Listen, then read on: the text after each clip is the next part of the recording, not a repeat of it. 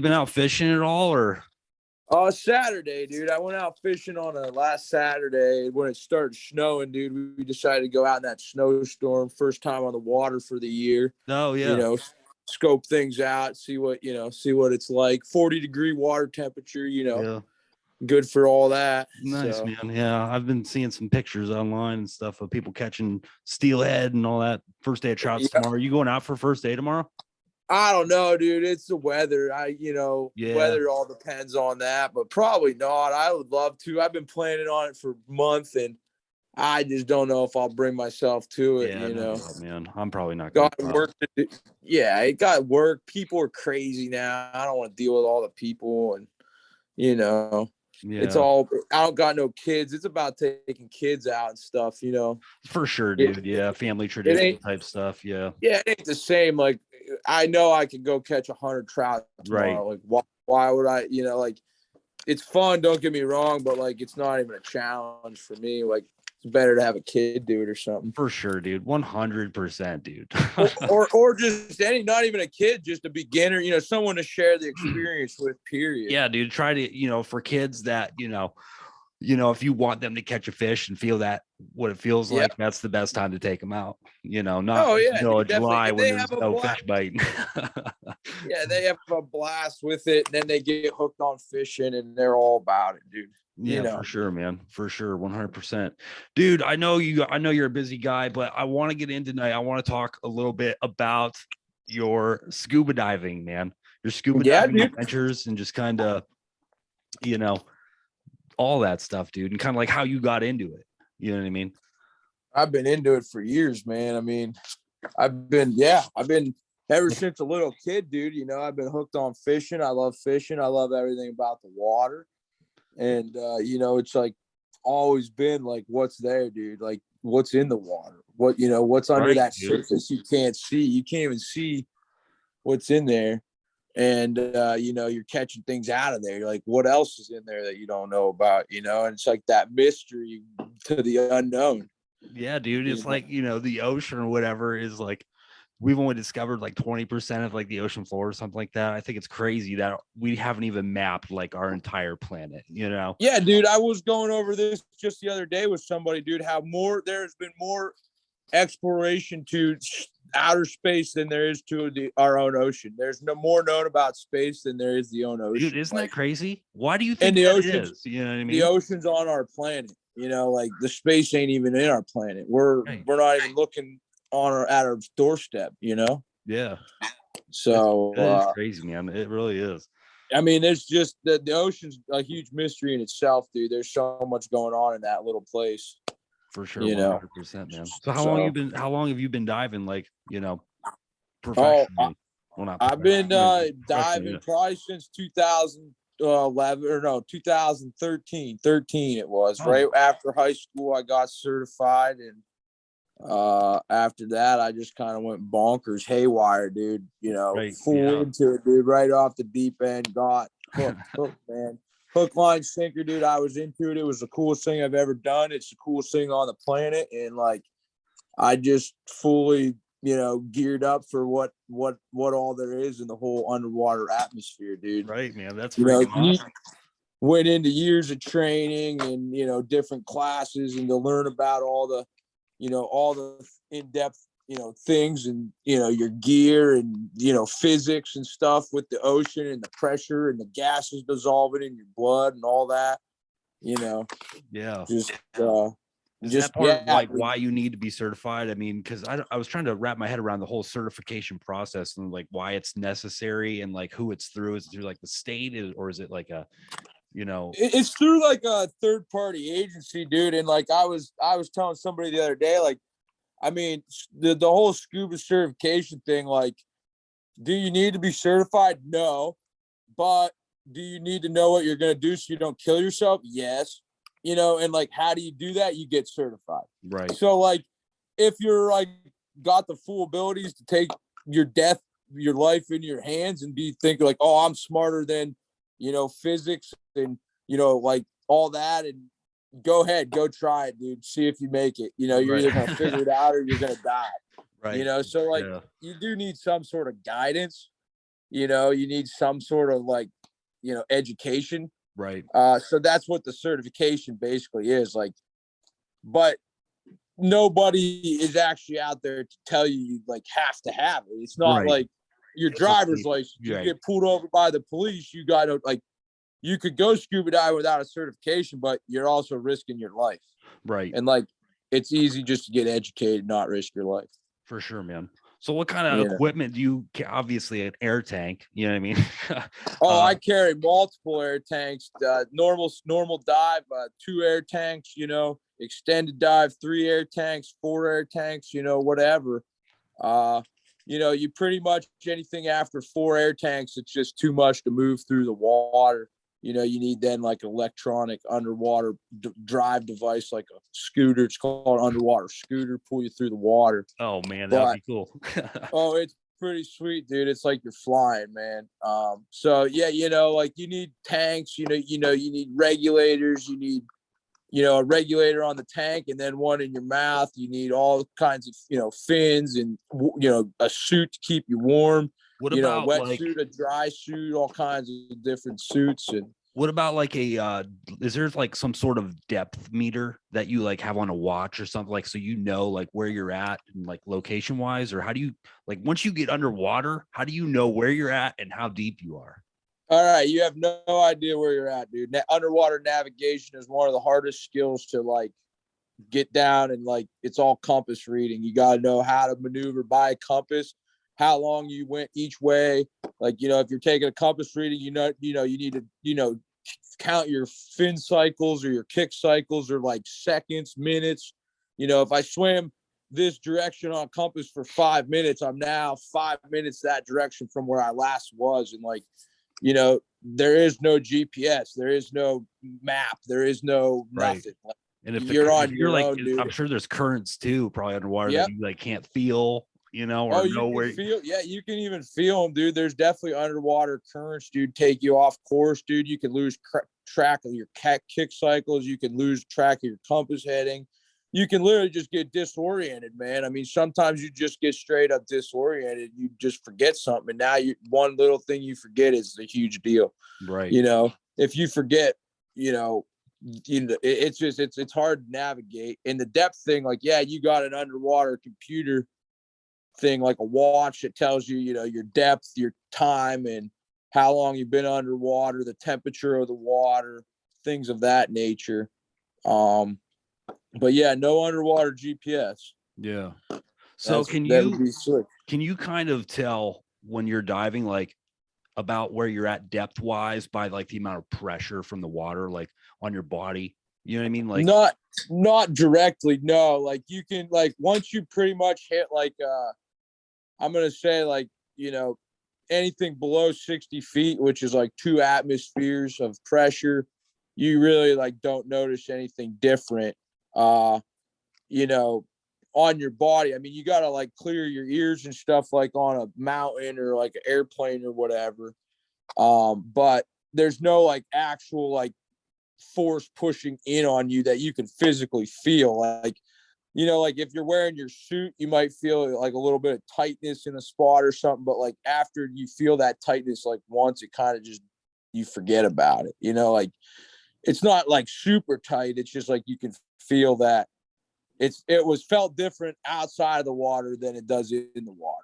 But it's not a huge pressure differential where you like feel a force on you. So what about like your head? You know what I mean? Because I know when I'm in a swimming pool and I go down, you know what I mean? 8 feet, it's like unbearable almost. You know what I mean? So that's like what the clearing your ears, like you got to equalize your sinus pressure with with that, like as you go down underwater with the pressure, you got to equal the pressure outside your eardrum to the same as the inside. And that's where, if that's where the clearing the ears thing comes in. And some people can't do it. Some people have ear issues, that don't allow them to, but that when you're at that 8 feet and you feel that pressure in your head, that's when you need to clear your sinus cavities, or you're going to have issues. Right. So what's like the deepest you've gone then? Like how far have you dived? Like 170 feet. Really? Yep, underwater. Holy smokes, that is freaking, dude. That's a long ways down, man. You I know, mean, it is, but it doesn't seem like it once you're there. You know, it's like right. it's right. You know, it's the bottom of the swimming pool. The bottom of the swimming pool doesn't look 20 feet, 15 Right. feet, 10 feet, but it's right there. You know, Right. so it's pretty awesome. But yeah, I mean, you know, At that depth, when you like look up towards the top, can you, is it just all like black, dude? well, it depends what kind of water you're in. Like, Right. you know, Lake Erie, it's black, it's blue, black, dark, Yeah. not light, no sunlight, no nothing. You know, the ocean, you can see it's bright blue like the sky. You know, Yeah. you can't necessarily see anything outside of the water, but you can see pretty far up. You know, a fish or something swimming by, Right. a shark or Shark. whatever, Yeah. sea turtle. Shark, You man. That'd know. be freaking crazy. Oh yeah, dude, sharks are awesome. Sharks are real cool to see. I want to back up real quick. I heard you Yeah. mention atmospheres under like the water atmospheres. What's that all about? Is it so it's broken So up in like levels? you know, like your atmospheric pressure is like 14.1 or 14.7, something like that. I don't really exactly remember, but so like you know, you standing right here on planet Earth, you got 14 point whatever I just said PSI pushing on you. You know what I mean? Okay. So like you go down every 33 feet in the water column, you get an extra 14 PSI pushing in on you. So, you know, you go down 99 feet, you know, 100 feet, that's 3 atmospheres plus your one on Earth. You're 4 atmospheres of pressure. So, you know, you got whatever, 60 PSI, 40, you know, whatever, pushing in on you. So that's cool. where your atmospheres, you know, are the pressure differential from surface to down below. So every 33 feet is an extra 14. I see. So that's your atmospheres. Okay. Cool, man. Yeah, I was just want to kind of touch base on and that comes into play with like, you know, the gas dissolving in your bloodstream type thing, like, you know, at faster rates with more pressure and da da da da da. So, right. there's a lot, you know, that's a pretty much primarily like the technical thing of scuba diving is blood dissolving into the, you know, or gas dissolving in the bloodstream. Okay. I didn't know that. Yeah. So that's what, you know, that's what creates, you know, decompression sickness and can cause issues is too much gas in the bloodstream or whatever.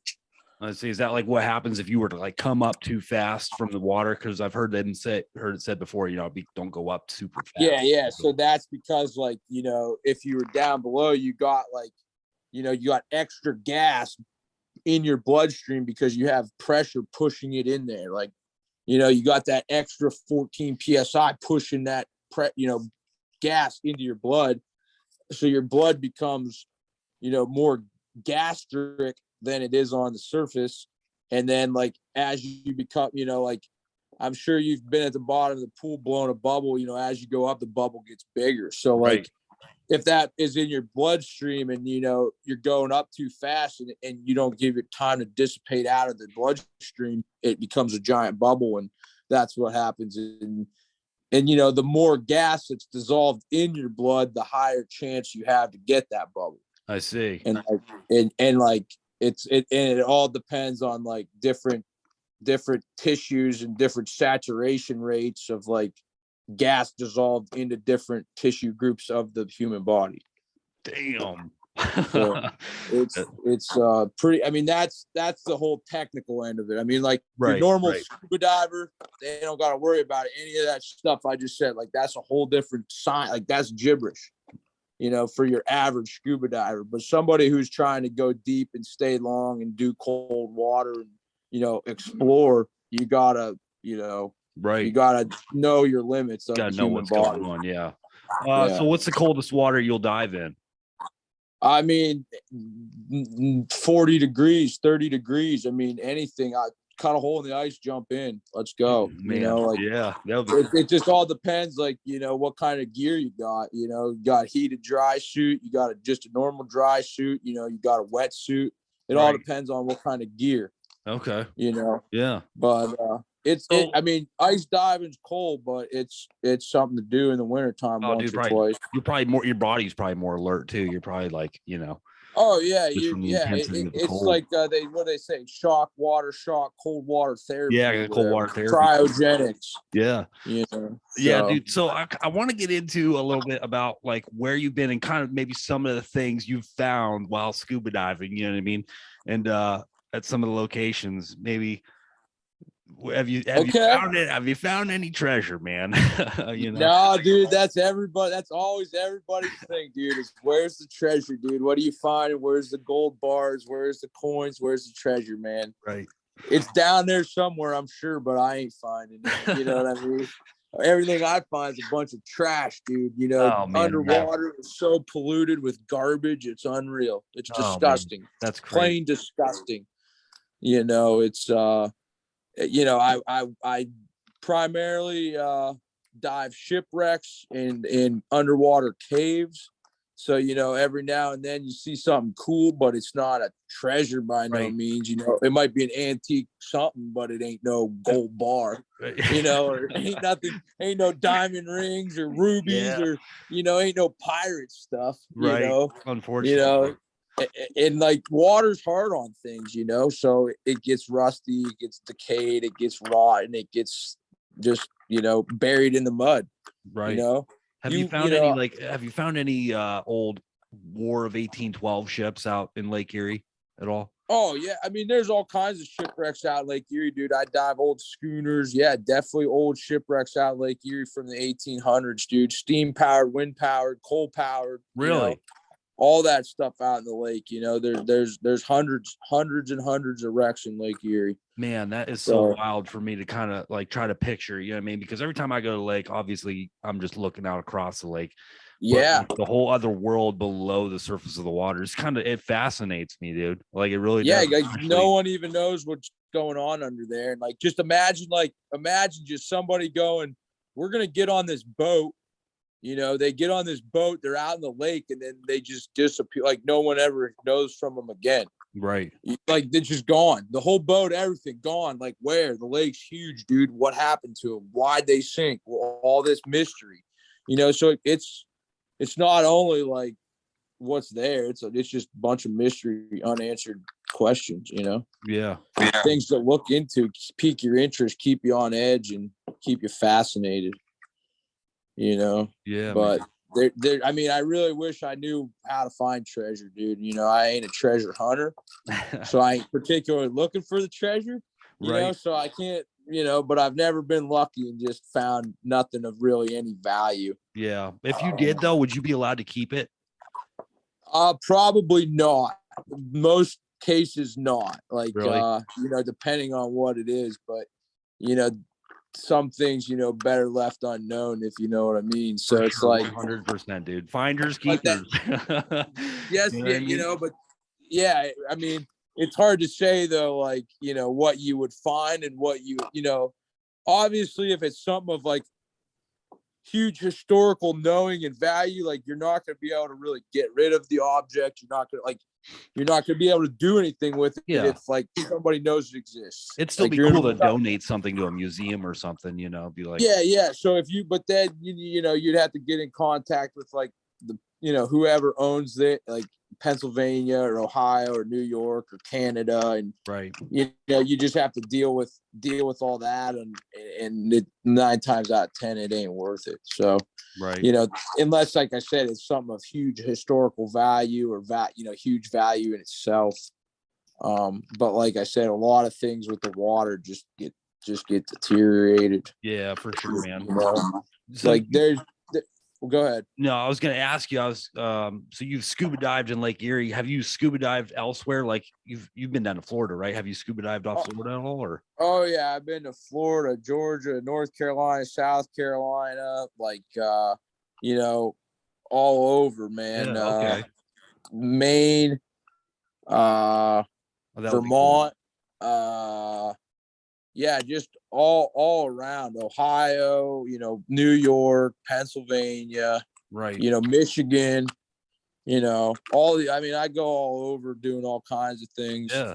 Have you ever had any encounters with like sharks or like whales or like anything like that? Can you like hear the whale under like miles away under the water? I've never got the chance to scuba dive with humpbacks or any type of whale, but I'm sure it would be an awesome, awesome, awesome time. I have had many encounters with sharks. I mean, Really? probably hundreds. I mean, hundreds of sharks. I mean, yeah, they're not scary. They're not going to eat you. They're not going to kill you. They're not Unless you start anything. bleeding accidentally and they smell that blood. Yeah, but they're just there, you know, like a Right. barracuda is more deadly than a shark, dude. Like they're more fierce than a shark. Right. So, I mean, yeah, I've seen 15, 16 foot hammerheads, you know, Yeah. I've seen giant, great whites and, all kinds of nurse sharks, reef sharks, sand sharks, just typical Caribbean type sharks. That's cool. That's freaking cool, man. Nothing real neat, like no thrasher sharks. I'd like to see a nice thrasher shark, big old tail on it, but nothing neat. I've seen some octopuses. Octopuses are pretty awesome, fascinating creatures. Like they're wild. Cool. They're wild. Octopuses are we recently watched My Octopus Teacher on Netflix, which we really enjoyed, and that was such a great show, filming. And dude, that is something right there, and that's like that's something right there. Like octopuses are super smart. They're geniuses, dude. Like they live like a different lifestyle. You know what I mean? That's normal to them. It's not normal to us. It's normal to them though. So like, right. It is definitely a fascinating show, and like that just shows you one little creature in the ocean. Like think about all the other ones, like, and what all goes on, like that you don't even know about. Dude loses a whole tentacle, starts growing it back. Like we lose an arm, we're at the hospital trying to get an amputee or get a made up plastic thing. Like, right. You know what I mean? Like how are these people just growing a whole new arm? I'm convinced, dude, the octopuses they have like extraterrestrial DNA in them. They might, dude. You never know. Like again, that you don't know what the creatures are. Like that's crazy. No, go ahead. There's undiscovered creatures and stuff in the ocean that you've never seen, never heard of, don't know about. Like, Yeah, it is. Could be extraterrestrial, could not be. The definition is. of extraterrestrial, like that's the ocean, man. Like, right, man, for sure. You're absolutely right. That it's just. I wanted to back up and ask you a quick question that I wanted to ask you earlier about mental barriers. Have you, like, when you first got into scuba diving, were there any like mental barriers that you had to train yourself to overcome to be able to do it? Or was it just kind of dive right in, no big deal the whole time?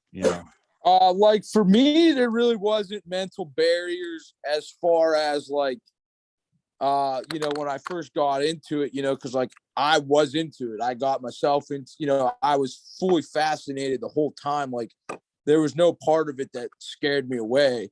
Right. So like my excitement drove me right past anything mentally. Now, like I've, got people into scuba and tried to get them into scuba. And I've, came across many people that have mental barriers and anxieties and phobias and afraid of open water and just think things are going to come up from the depths and get their feet. Dude, and, like, yeah, there's man. nothing, and there's nothing down there, and right. And there are other mental barriers, like as you start getting deeper into the more, like I say, the technical side of diving. Like when I started cave diving and learning about cave diving, that like one of the things in the class was actually like was a mental fitness test. Like you had to be mentally strong, mentally prepared, like mentally fit for like what you were putting yourself into. Like at the end of the day, the human body is not naturally to live underwater. So like it doesn't just naturally think it's okay to be there for extended points of time. Right. Like it might think it's neat for a little bit, but after like, you're miles back in an underwater cave and your light goes dark and you're in the complete dark blackness of a tunnel, your mind just could start literally freaking out and it could kill you. You could overbreathe and it just kill you because of mental stress, Right. So like you do have to like prepare yourself for mental situations and be mentally strong. Right, for sure, dude. 100%. In that situation. But like, if you're highly motivated and like I said, excitement drives you, like you're gonna have no problem. But like you start thinking like, oh, I'm at 100 feet of air and I only breathing on this tank of air. Like you might start freaking yourself out. Like, what if something happens in this tank of air? Like, yeah, man. What am I? You might freak yourself out. So, and I think that's with just about anything. You know what I mean? Really, like, same thing kind of goes with like riding motorcycles. You know what I mean? Like, you got to just kind of be in the moment and live for the adventure, dude. And be kind of, and you gotta like, I mean, and before like a long technical cave dive, like you definitely gotta mentally prepare yourself for it. You gotta take 15 minutes before the dive or whatever, and do some yoga or zen out. Like get in your state of mind and like run the whole scenario through your head. Like, what are we gonna do? Where are we going? Why are we going there? What's good?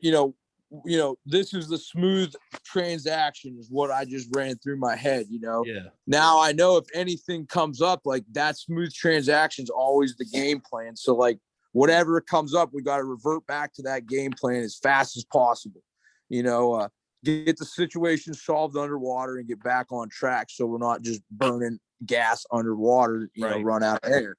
So like, you never dive alone either, right? You always go with somebody and, it just depends on what you're doing. I mean, the average scuba diver, is with somebody and should be with somebody. Now, do I? Not always. I'm sometimes solo diving, and it's that's when you got to be, more dangerous. Be mentally fit and just know, you got to know your abilities, know your environment, for sure, man, your gear and get comfortable. I don't advise you to go scuba diving by yourself. Is it a smart decision? Probably not. Do I do it? Yeah.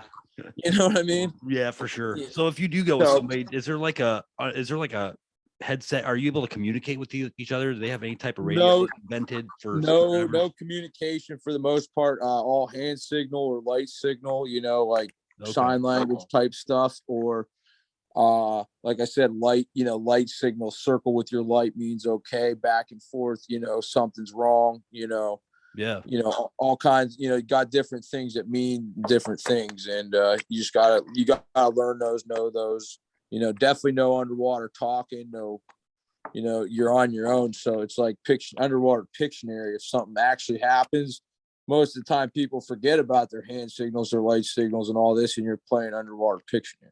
Right. It's like, I don't even know what you're trying to tell me right now, dude. But you're trying to tell me something, but I don't know what. Right. You know what I mean? So it can be hard.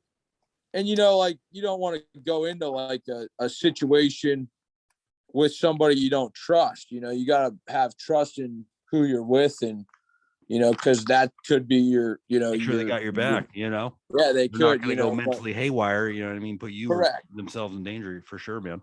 And especially like if you have a problem and they go mentally haywire, like that, not only do you have a problem, but now they're now you got two problems on your hands because they just couldn't keep it cool.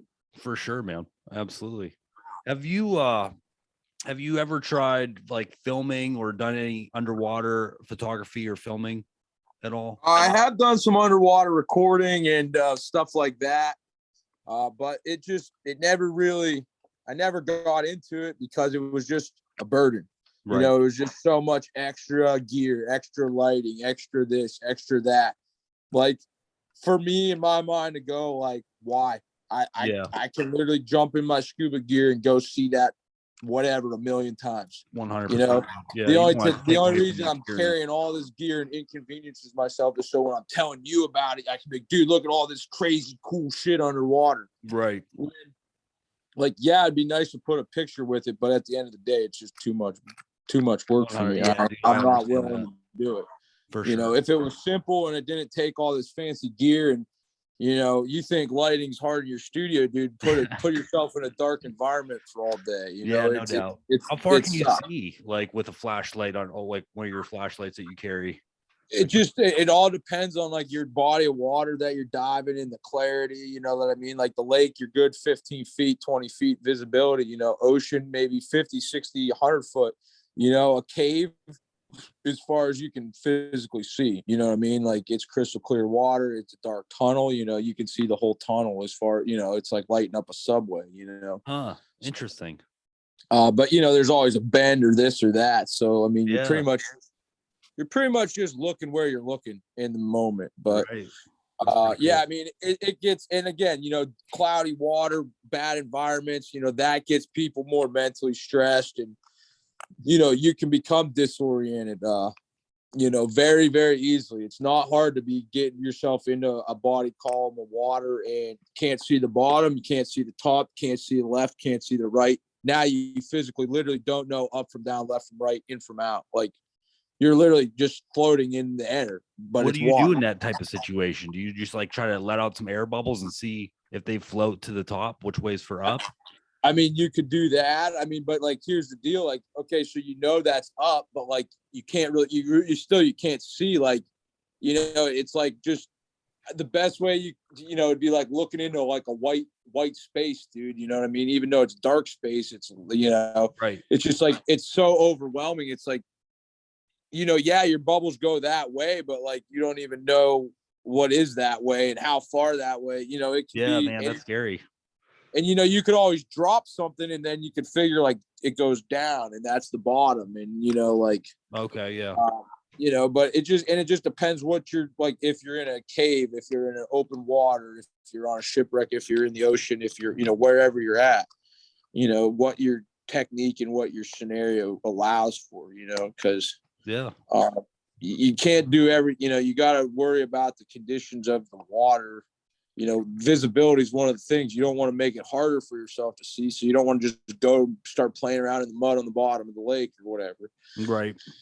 You know, so it can be disorienting. So is there anywhere on your map or on your radar that you like haven't hit yet that you want to go to, that you want to go scuba dive at and explore? Oh You know, yeah, any Mexico, ships dude. in particular you want to try to find, you know? I want to go to Mexico super bad. I love, like, my big thing is like underwater, you know, cave exploration. Like I'm a nut for going into underwater caves. Okay. That's what I like. Like I like shipwreck diving because it's close to my house. I love cave diving because it fascinates me. It is, you know, it's one of the most extreme things you can do in the sport. It's technical. It's peaceful. You know, it's wild to be just literally swimming through a chunk of the earth. You're just inside the earth. You know what I mean? Like you Yeah. are, you know, I've literally, you know, been underneath a street where there's a gas station right above me. You know what I Right. mean? Yeah. But Yeah. I'm swimming through the bottom of it, dude. Like there's a gas station, there's a library, there's a, you know, post office. I'm swimming downtown Main Street, but I'm 300 feet below your feet. You know what I mean? Yeah. You That know, is wild, man. it's wild, dude. So I'm fascinated by caves, and Mexico has got some superb cave diving. So I would love to go to Mexico, the Yucatan Peninsula, you know, things like that, and just do more underwater cave exploration because that's what I like. Right. You So know, when you have you been in any caves where you've gotten down and you're like, okay, it's too deep, I gotta go back, but the cave continued on, or have you like reached the end of the cave and kind of like explored the whole area and then you come all out? of the above, dude. I've got the caves that are too deep for my, you know, for the gear I have and my abilities now. You know, there's other explorers that can go that deep and have the gear, but like I personally don't, you know, and I just, you know, so yeah, there's places, you know, like you got to know your limit. You know, you only can carry so much gas. You know, you can only go so deep. How So much yeah, does one of those tanks last you, anyways? Like a tank. again, it all depends on your depth. You know, like the farther down you are, the more pressure there is, the more air you need. So, like, you know, a tank at 30 feet might last you an hour. At 100 feet might last you 10 minutes. Dang. You know, Yeah. so it just depends. It just depends on your depth and, you know, your breathing rate. You know, all the you know, your air consumption, all kinds. You know, there's just so many factors that you can't just put a number on it. Right. You know, so I mean, not as long as you would think. Let's just put it that way. You know, right. so, it's, I mean, you can get into a couple hours of diving, but it takes a lot of gear, a lot of tanks, and a lot of skill, and, you know, not really exceeding that 120 feet of water type deal. you start exceeding 120 feet of water, you're going to start going through tanks of air. Yeah, that's a long So, ways down, man. So you know, how deep is the lake? Like Lake Erie's almost is into like 190-foot range, almost in the 200s in one particular spot. But the average, you know, is that I dive is in that 70 to 100, you know, 115 foot of water. And it's cold at the bottom of the lakes, you know, 54 degrees, middle of summer, it's 54 at the bottom. Yeah. You know, don't get warmer than that. You know, right now it's probably about 50, 51, you know, right after springtime. You know, you go 70 foot down the lake, it's 50 degrees. You know, which doesn't seem bad, but it's cold. You turn blue. Oh, I bet, dude. Your skin turns blue. You know, so bet, man. Dude, all right, man. Well, you know, I think we're just about out of time, but dude, dude, thanks for coming on the show, man. It was anytime, dude. Such a pleasure to talk to you about scuba diving and dude, I'm adventures you've been on, man. It's one of my main hobbies and my go-tos, and I really do enjoy it. So heck yeah, man. I'm glad that you had me on, and I hope you get to enjoy the rest of your evening. Thanks, man. I appreciate it. And if you go on any scuba diving adventures this spring or summer, or whatever, just be careful out there, man. And you know, can't wait to hear about you know, what you find. So yeah, dude. I'm trying to plan a dive this summer out to a mine shaft, a flooded mine shaft. You know, it's a whole mine that got flooded, and I want to go check that out. Dude, that would be cool, man. See what all's in there. Find a couple gold bars. All the mine parts and, you know, lanterns. Oh, man, that sounds so cool. All that shit, you know, and then tunnels and stuff, a flooded mine shaft. So yeah, man, we'll have to have you back on to talk about it, dude. After you go, that might be the big trip of the summer, but we'll see, dude. If you go, man, I want to hear about it. I'll tell you all about it if I get it scheduled. So I do appreciate it, and you enjoy the rest of your night. All right, man. Thanks. You take it easy. All right, we'll see you.